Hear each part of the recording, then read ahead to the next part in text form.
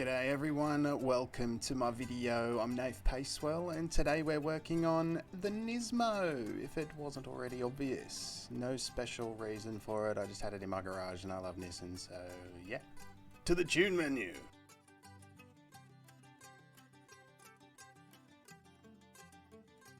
Now, the best tip anyone could provide you is to read these damn descriptions. They have a lot of information on what the tunes do and it'll help you out a lot, believe me.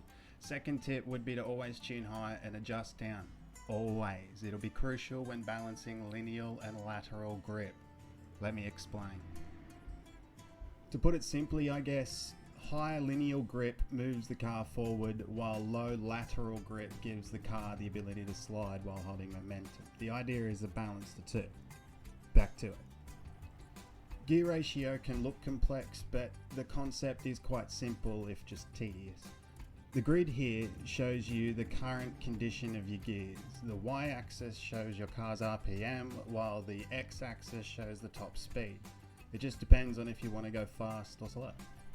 The longer your gears, the more speed you can achieve, but at the sacrifice of power. So be careful not to make things too large or you won't have the power to break friction. Once again, it's about finding that balance. Now let's move to camber.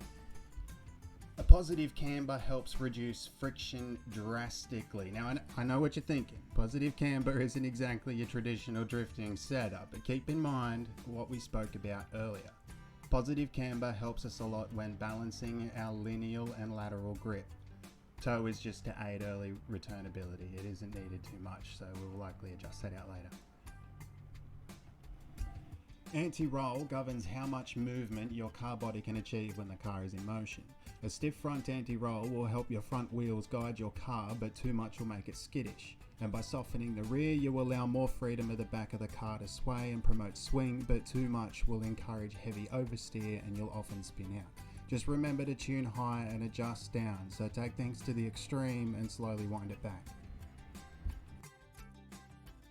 Springs will occupy a lot of your time because different combinations of values on your spring settings can have drastic impacts on your car's behaviour when sliding. So spend some time to find a solid preference that suits your comfort zone. It is important to remember, however, that softer rear springs allow weight to shift back when accelerating, giving more grip to the back wheels. So whether you are in an AWD or an RWD, you will need to play with this in different ways to figure out where you want to be. Lifting the front of your car's height helps divert more weight to the rear, allowing more drift abilities in your vehicle.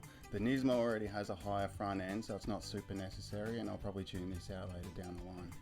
Dampening is probably one of the most complex parts to understand, and it can require a little mathematics at times. In the general picture, it's better to have a softer rear. Phrasing!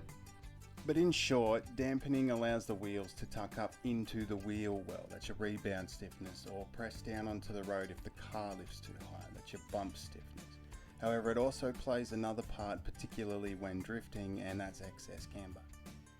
As you enter and during a slide, your wheels fold under the pressure of the resisting friction of the road. A soft bump stiffness, when paired with the positive camber, allows the wheels to tuck under the car more and lean further into the slide, giving less lateral grip when cornering.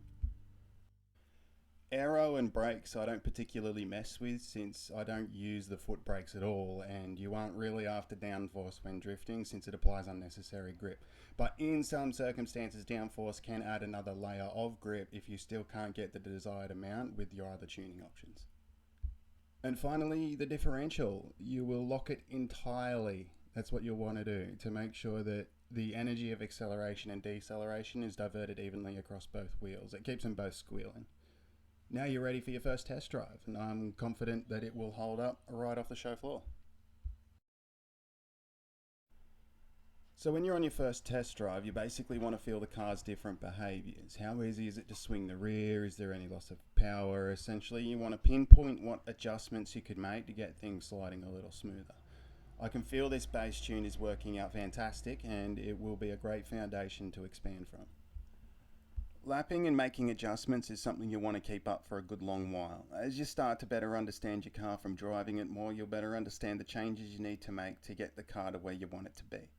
Changing your vehicle or swapping creator tunes regularly will deny you the experience needed for the big scores. Give yourself and your car a chance to bond.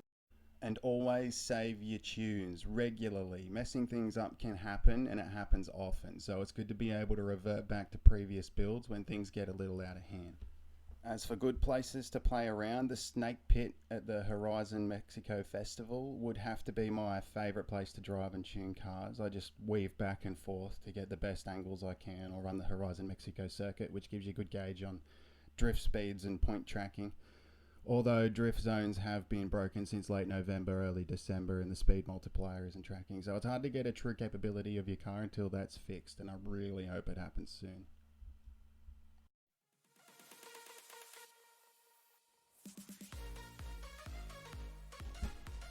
Anyway, I'm pretty sure that covers the fundamentals of setting up a bass tune, or at least I think it does. If not, then I am sincerely sorry. Although you can always leave a comment and I can make another video on it. But yeah, I'm Nayfe Pacewell. I hope you enjoyed this drift tune tutorial. Thank you so much for watching, and I hope to see you again soon. Bye!